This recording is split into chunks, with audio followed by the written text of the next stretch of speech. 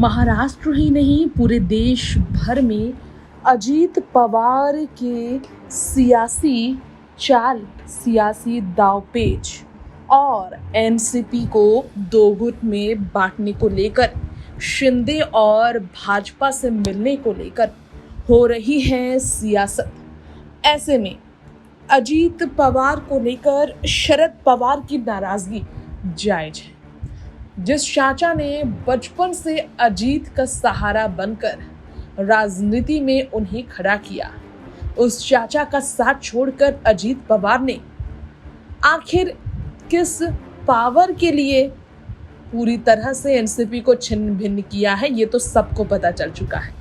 अभी तो वो डिप्टी सीएम पद पर शपथ ले चुके हैं, बहुत जल्द वो सीएम भी बन चुके हैं, इच्छा बन जाएंगे, ये इच्छा उन्होंने जाहिर की है और उन्होंने जताई भी है इस तरह की दिलचस्पी सीएम बनने की, क्योंकि एनसीपी में रहकर मुख्यमंत्री बनना उनके लिए असंभव था। ये बात उन्होंने कई दफा पिछले दिनों इशारे में कहा।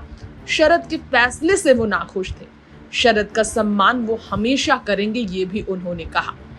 तो यहाँ आपको अजीत पवार की जिंदगी के एक ऐसे राज से रूबरू कराएंगे जो उनकी संपत्ति को लेकर है। जी हाँ, चर्चा में अजीत पवार की संपत्ति फिर आई है। बात करेंगे हम 4 साल पहले के हलफनामे के बारे में।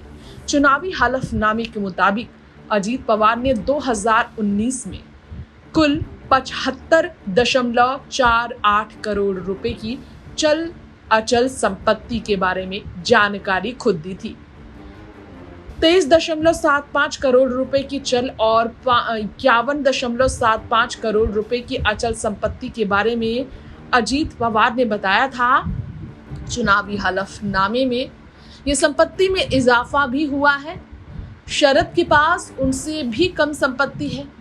सोचकर आपको हैरानी होगी, सिर्फ 32.73 करोड़ की संपत्ति शरद के पास उस वक्त हलफनामे के मुताबिक बताई जाती है। कारण ये है कि अजीत पवार राजनीति के साथ साथ बिजनेस के भी माहिर खिलाड़ी माने जाते हैं, जिनके पास कई कंपनियां भी हैं। 2019 के चुनावी हलफनामे के मुताबिक उनके पास 75.48 करोड़ रुपए की जो संपत्ति हमने बताई, इसके अलावा उनके परिवार के पास 75.46 लाख रुपए की ज्वेलरी भी है और परिवार के पास 2.65 करोड़ रुपए की खेतीहारी जमीन भी है। 16.45 लाख रुपए की गैर खेतीहार भूमि भी है। वहीं 21.78 करोड़ रुपए की रेजिडेंशियल बिल्डिंग भी बताई जाती है अजीत के नाम पर है।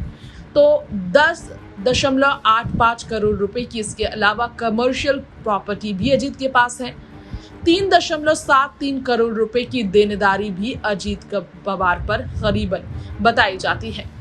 उनके चाचा राज्यसभा के मेंबर हैं। 2020 में राज्यसभा के लिए नामांकन भरते ही समय उन्होंने हलफनामे में बताया था कि उनके पास कितनी कम संपत्ति है, लेकिन 2021 में एक रिपोर्ट कहती है कि अजीत की 57 कंपनियां हैं। Shell company Yash V jewels limited के जरिए डील करते हैं वो। सेबी ने 2009 में इस कंपनी को शेल कंपनी घोषित किया था। कई घोटालों के आरोप अजीत पवार पर है। संजय ने इस बारे में अजीत के बगावत के बाद तुरंत बताया था। वहीं ईडी ने महाराष्ट्र स्टेट कोऑपरेटिव बैंक घोटाले में अजीत और उनकी पत्नी से जुड़ी कंपनी के खिलाफ चार्जशीट भी दायर की थी। भयंकर खुलासे उनकी संपत्ति को लेकर हुए कि एक कंपनी के खिलाफ चार्जशीट फाइल जो उनकी पत्नी से जुड़ी हुई थी, इसके बाद पवार दंपति के खिलाफ अलग चार्जशीट दायर कर सकती है एजेंसी। चर्चा ये भी थी जरंदेश्वर कोऑपरेटिव सुगर मिल की 65 करोड़ रुपए की संपत्ति अटैच कर दी थी। जुलाई 2021 में ईडी ने जमीन, बिल्डिंग, मशीनरी शामिल है, जिसमें स्पार्किंग सॉइल प्राइवेट लिमिटेड इसकी होल्डिंग कंपनी है जो अजीत से जुड़ी हुई है। रिपोर्ट्स की माने तो ईडी का ये भी आरोप था कि मिल का इस्तेमाल Pune district central cooperative bank से 700 करोड़ रुपए का लोन लेने के लिए किया गया। अध्यक्ष जिसके अजीत पवार ही बताए गए। बैंक को लेकर इनकम टैक्स डिपार्टमेंट ने नवंबर 2021 में अजीत से जुड़ी 1000 करोड़ रुपए की संपत्ति अटैच की। यह कार्रवाई बेनामी संपत्ति कानून तहत की गई थी। महाराष्ट्र में उनके 27 भूखंडों को अटैच किया गया, जिनकी कीमत करीब 500 करोड़ रुपए बताई गई। तो उन्होंने हलफनामे में कुछ 75 करोड़ आसपास की संपत्ति बताई, लेकिन यहाँ 1000 करोड़ रुपए को लेकर ईडी उनके खिलाफ कार्रवाई कर चुकी है।